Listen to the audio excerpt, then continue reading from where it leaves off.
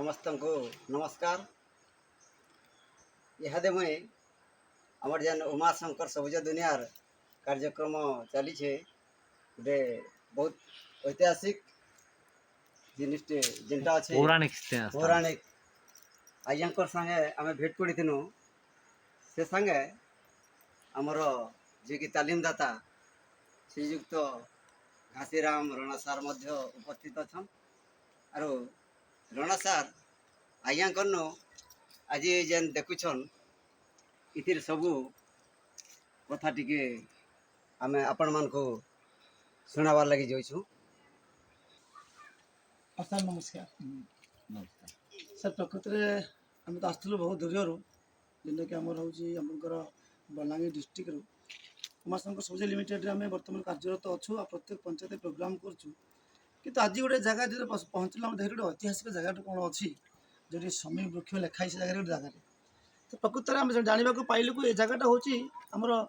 महाभारत समय किसी गोटे किंवदंती आधारित अच्छी जोटा कि सत्यता नहीं महाभारत समय तो तार सत्यता कौन कौन ये जगहटा प्रसिद्ध एत पंचपांडव कौन रिलेसन माने लिंक थिला ये जगह ये जगह प्रति और ये जो माने आम विराटेश्वर मंदिर शिव मंदिर अच्छी से किए प्रतिष्ठा करते कौन करते आमर दर्शक मानक आप डिटेल्स से संपूर्ण विवरण देवे जहाँकि आम समस्त पाखक पहुँचाई चेष्टा करूँ कहीं एत सुंदर जगह आज लोकायित अवस्था अच्छी मो ओडिशार गर्व गौरव कहले चले आम सनातन धर्म हो आम महाभारत जो किसी भी अच्छी किंवदंती हो ताको आम प्रयास रखीचु कि कौन आप नाटा कहे आप मो श्री गोपाल चंद्र नायक मोर घर हे पंचायत नहेले भी यार जस्ट कड़ पंचायत पिंगु पंचायत रे घर किंतु मु ए ट्रस्ट रे जड़े मेंबर गवर्नमेंट मेंबर ये 2004 पर्यटन स्थली मान्यता भी पाई ये है समी वृक्ष कहले आमर महाभारतर किंवदंती जोटा कि अर्जुन तांकर अस्त्र शस्त्र लुचै रखिले जितेबाला से 14 वर्ष वनवास करथिले से समय तांकर वर्ष अज्ञातवास थिला से अज्ञातवास समय रे विराट देशर से थिले होची अज्ञात रे रहिथिले नारी रहिथिले जेतेबाला रहिथिले किंतु एटा होची विराट देश बा मत्स्य देश आकु भी कहा जाउथला से अर्जुन सेतेबाला कोन करथिले ए जो पत्थर या पर देखे जे हम तो बर्तमान ए समी वृक्ष सामने बसीचु से एठी गोटे गछ समी गछ गोटे थिला जो गछर करड़े अर्जुन तांकर अस्त्र शस्त्र को लुचै रखिले एवं सी एठू लुचै सारला परे एठू ग्रहणला बेसरे से जाइथिले विराट देश विराट रे अज्ञातवास करथिले एवं से जो करड़ रे थिला से तारी नाम अनुसार वर्तमान से गछ पत्थर हो जाइछि कालक्रमे से पत्थर हो जाइछि ताकू समी वृक्ष भी कहा जाउछि तळे वासुदेवंकर मंदिर अच्छी ठाकुरंकर श्रीकृष्णंकर जो मंदिर अच्छी आउ ये भी सुधा आमर 2004 पर्यटन स्थली मान्यता पाई भारत सरकार द्वारा समी वृक्ष आमर तो ये हूँ आम पचर काल डैम अच्छी काल डैम पाखे तलुक अच्छे कप्तिबदा आम विराट देशर राजा राज्य से एबे भी गढ़ अच्छी रजा भी अच्छा आ सी भी आसती प्रति वर्ष आसती मकर मेला आमर ये बड़ मेला हुए मकर मेला मकर संक्रांति बेलू 14 दिन मकर 14 तारीख पाखर जनवरी 25 तारीख पर्यटन आम ये मेला बसे। अच्छा मो कहवा कथा हूँ जो गछटा था समी वृक्ष जो जगार अर्जुन तक गांडीव धनु को अस्त्र शस्त्र सब रखिक ग्रहणला विष नहीं तो प्रकृत में बर्तमान से गछटा आम कौटा से जोटा पत्थर हो जाइए अच्छा किंवदंती अनुसार कि महाभारत अनुसार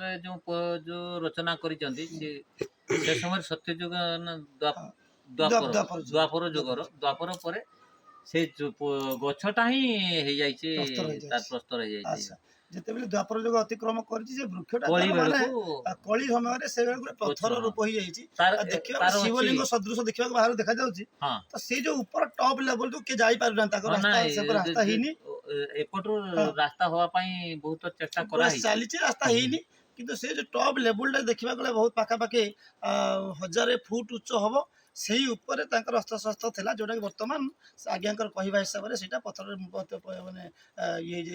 परिवर्तित हो जाए बहुत बहुत धन्यवाद ନାଇଁ ବର୍ତ୍ତମାନ ବି ସୁଦ୍ଧା ଆସୁଛି ପଶ୍ଚିମ କୋଟରେ ଗୋଟେ ଗୁମ୍ଫା ଅଛି ଆଚ୍ଛା। ଯୋଉ ଗୁମ୍ଫା କି ପଥର ଜାକି ଦିଆଯାଇଛି ସେ ଭିତରକୁ ଯିବା ପାଇଁ ସେ ନିଶ୍ଚିତ। ଭିତରେ ଲାଇଟ୍ ମାରିଲେ ବି ଦେଖାଯାଏନି ଆଚ୍ଛା ସେ ଏମିତି ଉଠିକି ସେ ପଶ୍ଚିମ କୋଟ ବାଟୁ ଉଠିକି ଆସିଲେ ଗୋଟେ ହୁଁ। ଗୁମ୍ଫାଟେ ଅଛି ଆଚ୍ଛା ପୁରା ଯିଏ ହେଲେ କହିବେ ତିଆରି ହେଇଛି ଏ ଗୁମ୍ଫା ଆଜ୍ଞା ଆଉ ସେ ଭିତରୁ ଟର୍ଚ୍ଚ ମାରିବେ ଆପଣ ଟର୍ଚ୍ଚ ପାଉନଥିଲା ହୁଁ। ଏବେ କିନ୍ତୁ ତାକୁ ପଥର ଜାବ ଦେଇ ଦିଆଯାଇଛି କାଳେ ସରୀସୃପ ଅଛନ୍ତି ଲୋକ ହଁ ହଁ ଯିବା ଆସିବା ହଁ କରିବେ ହଁ ସେ ହଁ। ପଥର ସେ ଗାତ କେତେ ଭିତରକୁ ଯାଇଛି ଆଚ୍ଛା ତାହା କେହି କଳ୍ପନା ସିଏ କଳ୍ପନା କରିପାରିବେନି। କରନ୍ତି। ତ ସାର୍ କହିବା ସାର୍ ସେଠି ଗୋଟେ ଗୁମ୍ଫା ମଧ୍ୟ ଅଛି ଯୋଉଥିରେ ହୁଏତ ଅଜ୍ଞାତବାସ ସମୟରେ ସେଠି ସେମାନେ କିଛି ଛୁଟିରେ ଦିନ କିଛି ଦିନ ବାସସ୍ଥାନ କରିଥିଲେ ବାସ ଆଶ୍ରୟ କରିଥିଲେ। ନେଇଥିବେ କିନ୍ତୁ ବର୍ତ୍ତମାନ ସେ ଯୋଉ ଗୁମ୍ଫାଟା ପଶ୍ଚିମ ଦ୍ୱାର ଯୋଉ ଗୁମ୍ଫାଟା ଅଛି ଗୁମ୍ଫା ମୁହଁରେ ଲୋକମାନେ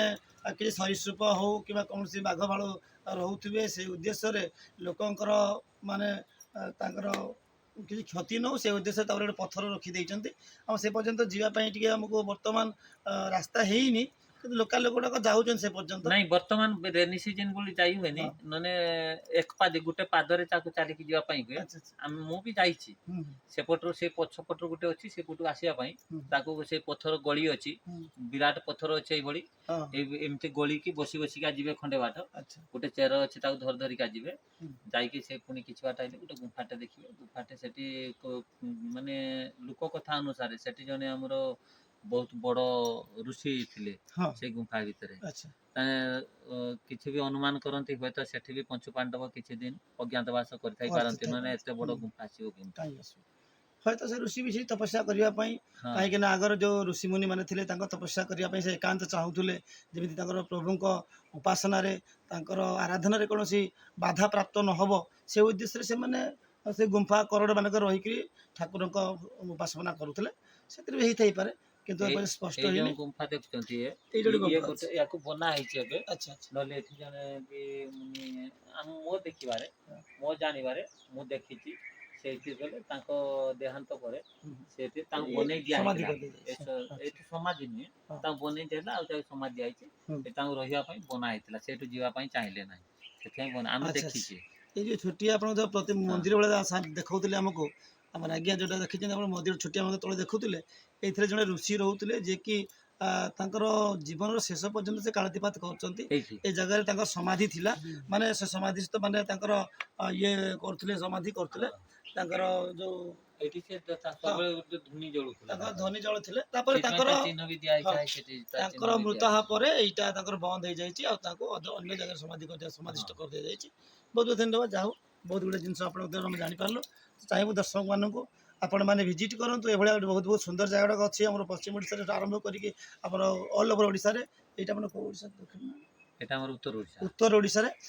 ବହୁତ ଗୁଡ଼ିଏ ଜାଗା ଆମେ ଦେଖିବା ଆଉ ଏଇଟା ପ୍ରକୃତିରେ ଶିମିଳିପାଳ ଅଭୟାରଣ୍ୟକୁ ଲାଗିକିରି ଅଛି ପଛପଟରେ ତ ଆମେ ସେ ଅଭୟାରଣ୍ୟର ଦୃଶ୍ୟ ବି ଆମକୁ ସାମ୍ନାରେ ଯେଉଁ ଦେଖେଇବେ ଏବେ କ୍ୟାମେରା ପାଇବନି କାହିଁକିନା ବର୍ତ୍ତମାନ ଟିକେ ମେଘୁଆ ବେଳେ ପାଗ ଅଛି ତ ଯାହା ବି ହଉ ଆପଣମାନେ ଭିଜିଟ୍ କରନ୍ତୁ ଦେଖନ୍ତୁ ଏଭଳିଆ ଲୋକମାନେ ଅଛନ୍ତି ଏଭଳିଆ ଜିନିଷ ଅଛି ଯେଉଁଟାକି ସତ୍ୟତା ଭାରତ ବର୍ଷ କେତେ ମାନେ ଆମର ସନାତନ ଧର୍ମକୁ ନେଇକି ବାନ୍ଧିକି ରହିଛି ସତ୍ୟ ତାପରେ ଆମର ଦ୍ୱାପର ତ୍ରେତୟା ତାପରେ ଆପଣଙ୍କର କଳିଯୁଗ ତ ଏଇ ଯୁଗ ଚାରି ଯୁଗରେ ଯେଉଁ ମାନେ ସତ୍ୟତା କ'ଣ ଆମେ ଆଜି ଲୋକମାନେ ପ୍ରଶ୍ନବାଚୀ କରୁଛନ୍ତି କି ପ୍ରକୃତରେ ସନାତନ ଧର୍ମ କ'ଣ ତ ଏଇସବୁ ଜିନିଷ ନ ଦେଖିଲେ କି ବିଶ୍ୱାସ କରିପାରିବାନି କି ଆମ ସନାତନ ଧର୍ମ କେତେ ପୁରୁଣା କେତେ ଅଲୌକିକ ଅଛନ୍ତି ଆମର ଯେଉଁ ପୂର୍ବପୁରୁଷମାନେ ଥିଲେ ଶ୍ରୀରାମଙ୍କଠୁ ଆରମ୍ଭ କରିକି ଶ୍ରୀକୃଷ୍ଣଙ୍କଠୁ ଆରମ୍ଭ କରିକି ଏ ଯେଉଁ ପଞ୍ଚୁପାଣ୍ଡବମାନଙ୍କର ସତ୍ୟତା ଆଜି ଆମେ ଆମ ଆଖି ସାମ୍ନାରେ ଦେଖିବାକୁ ପାଉଛୁ ତାର